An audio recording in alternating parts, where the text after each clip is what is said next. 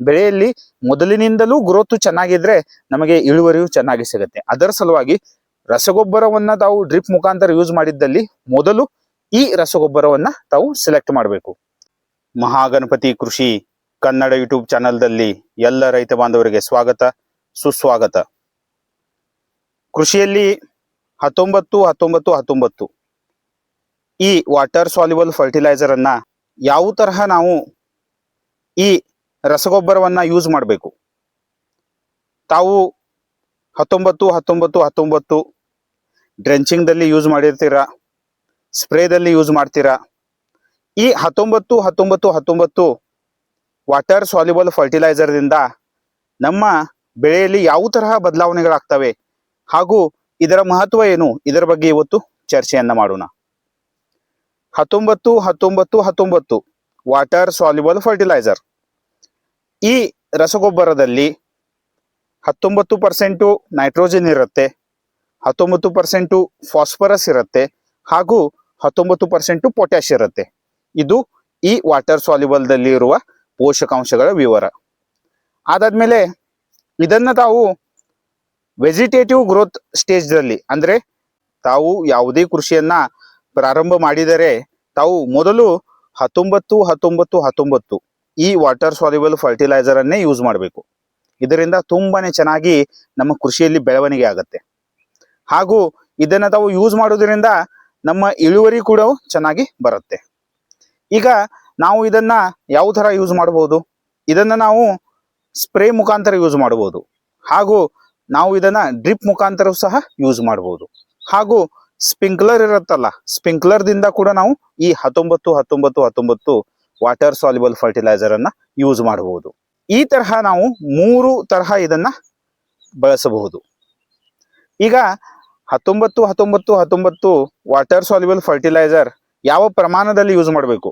ಈಗ ನೋಡಿ, ತಾವು ತಮ್ಮ ಬೆಳೆಯ ಮೇಲೆ ಸ್ಪ್ರೇಯನ್ನ ತಗೋಬೇಕಂದ್ರೆ ತಾವು 3-7 ಗ್ರಾಮ್ 1 ಲೀಟರ್ಗೆ ತಾವು ಈ ತರಹ ಪ್ರಮಾಣವನ್ನ ಯೂಸ್ ಮಾಡಬೇಕು. ಅಂದ್ರೆ 15 ಲೀಟರ್ ಪಂಪು ಇದ್ದಲ್ಲಿ 45ರಿಂದ ಸುಮಾರು 100 ಗ್ರಾಮ್ ಪ್ರತಿ ಪಂಪಿಗೆ ಯೂಸ್ ಮಾಡಬಹುದು. ಬೆಳೆಯ ಅವಸ್ಥೆಯು ಚಿಕ್ಕದಿದ್ದಲ್ಲಿ ತಾವು 50 ಗ್ರಾಮ್ ಹಾಕಿ ಸ್ಪ್ರೇಯನ್ನ ಮಾಡಬಹುದು ಒಂದು ಪಂಪಿಗೆ. ಬೆಳೆಯು ದೊಡ್ಡದಾಗಿದ್ದಲ್ಲಿ ತಾವು 100 ಗ್ರಾಮ್ ಪ್ರತಿ ಪಂಪಿಗೆ ತಾವು ಯೂಸ್ ಅನ್ನ ಮಾಡಬಹುದು. ಇದರಿಂದ ತುಂಬಾನೇ ಚೆನ್ನಾಗಿ ರಿಸಲ್ಟ್ ಬರುತ್ತೆ. ಡ್ರಿಪ್ ದಿಂದ ಕೊಡೋ ಟೈಮ್ದಲ್ಲಿ ತಾವು ಏನ್ ಮಾಡಬೇಕು, 2ರಿಂದ 2.5 kg 1 ಎಕರೆಗೆ ತಾವು 200 ಲೀಟರ್ ನೀರಿನಲ್ಲಿ ಮಿಕ್ಸ್ ಮಾಡಿ ಆ ನಂತರ ತಾವು ಅದನ್ನ ಡ್ರಿಪ್ ಮುಖಾಂತರ ಕೊಡಬಹುದು. ಈಗ 19-19-19 ವಾಟರ್ ಸಾಲ್ಯುಬಲ್ ಫರ್ಟಿಲೈಸರ್ ಇದನ್ನ ಈ ರಸಗೊಬ್ಬರವನ್ನ ಬಳಸುವುದರಿಂದ ನಮ್ಮ ಬೆಳೆಯಲ್ಲಿ ಯಾವ ಯಾವ ಬದಲಾವಣೆಗಳು ಹಾಗೂ ಯಾವ ತರ ನಮಗೆ ಉಪಯೋಗ ಆಗುತ್ತೆ ಇದರ ಬಗ್ಗೆ ಚರ್ಚೆಯನ್ನ ಮಾಡೋಣ. ಈ ರಸಗೊಬ್ಬರ ಬಳಸುವುದರಿಂದ ನಮ್ಮ ಬೆಳೆಯಲ್ಲಿ 3 ಪೋಷಕಾಂಶಗಳು ಒಂದೇ ಟೈಮ್ದಲ್ಲಿ ಕೊಡ್ತೀವಿ. ಅದು ನೈಟ್ರೋಜನ್, ಫಾಸ್ಫರಸ್, ಪೊಟ್ಯಾಶ್. ಈ ತರಹ ನಾವು 3 ಪೋಷಕಾಂಶಗಳನ್ನ ಒಂದೇ ಟೈಮ್ದಲ್ಲಿ ಕೊಟ್ಟಾಗ ನಮಗೆ ತುಂಬಾನೇ ಚೆನ್ನಾಗಿ ನಮ್ಮ ಬೆಳೆಯಲ್ಲಿ ಗ್ರೋತ್ ಆಗುತ್ತೆ. ಹಾಗೂ ಅದರ ಜೊತೆಗೆ ತಾವು 19-19-19 ಈ ರಸಗೊಬ್ಬರವನ್ನ ಯೂಸ್ ಮಾಡೋದ್ರಿಂದ ನಮ್ಮ ಬೆಳೆಯಲ್ಲಿ ತುಂಬಾನೇ ಫಾಸ್ಟ್ ಗ್ರೋತ್ ಆಗುತ್ತೆ. ಈಗ ಬೆಳೆಯಲ್ಲಿ ತಮಗೆ ಫಾಸ್ಟ್ ಗ್ರೋತ್ ಬೇಕಾಗಿದ್ದಲ್ಲಿ ಈ ರಸಗೊಬ್ಬರವನ್ನ ಯೂಸ್ ಮಾಡಬೇಕು. 3 ಘಟಕಗಳು, 3 ಪೋಷಕಾಂಶಗಳು ಈ ರಸಗೊಬ್ಬರದಲ್ಲಿ ಇದ್ದ ಕಾರಣ ಬೆಳೆಯಲ್ಲಿ ಸರ್ವತೋಮುಖ ಬೆಳವಣಿಗೆ ಆಗುತ್ತೆ.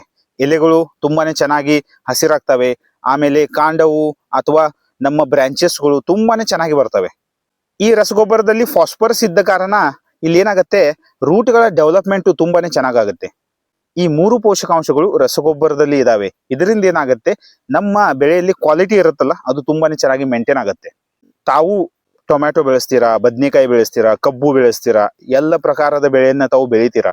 ತಾವು ಮೊದಲು ಏನ್ ಮಾಡಬೇಕು, ಸ್ಟಾರ್ಟಿಂಗ್ ದಲ್ಲಿ 19-19-19 ಈ ವಾಟರ್ ಸಾಲ್ಯುಬಲ್ ಫರ್ಟಿಲೈಸರ್ ಅನ್ನ ಯೂಸ್ ಮಾಡಿ. ಡ್ರಿಪ್ ಮುಖಾಂತರ ರಸಗೊಬ್ಬರ ಕೊಡೋ ಟೈಮ್ದಲ್ಲಿ 1ನೇ ಡೋಸ್ದಲ್ಲಿ ತಾವು 19-19-19 ಈ ರಸಗೊಬ್ಬರವನ್ನ ಯೂಸ್ ಮಾಡಬೇಕು ಹಾಗೂ 1ನೇ ಸ್ಪ್ರೇದಲ್ಲಿ ತಾವು ಈ ರಸಗೊಬ್ಬರವನ್ನ ಯೂಸ್ ಮಾಡಬೇಕು. ಇದರಿಂದ ಏನಾಗುತ್ತೆ, ನಮ್ಮ ಬೆಳೆಯಲ್ಲಿ ತುಂಬಾನೇ ಫಾಸ್ಟ್ ಗ್ರೋತ್ ಆಗುತ್ತೆ.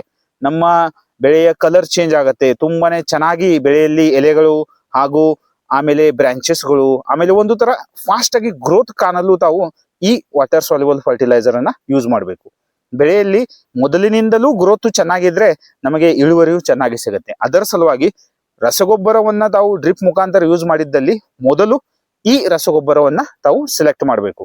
ಆಮೇಲೆ ಸ್ಪ್ರೇದಲ್ಲಿಯೂ ಕೂಡ ಹಾಗೆ ತಾವು ಈ ರಸಗೊಬ್ಬರದಿಂದನೇ ಸ್ಪ್ರೇ ಮಾಡಬೇಕು. ಈ ರಸಗೊಬ್ಬರದ ಸ್ಪ್ರೇ ತಗೊಂಡ್ರೆ ತುಂಬಾನೇ ಚೆನ್ನಾಗಿ ರಿಸಲ್ಟ್ ಬರುತ್ತೆ. ತಾವು ಒಂದು ಸಲ ತಮ್ಮ ಕೃಷಿಯಲ್ಲಿ ಪ್ರಯೋಗವನ್ನ ಮಾಡಿ ತಮಗೆ ಇದರ ರಿಸಲ್ಟು ಗೊತ್ತಾಗತ್ತೆ.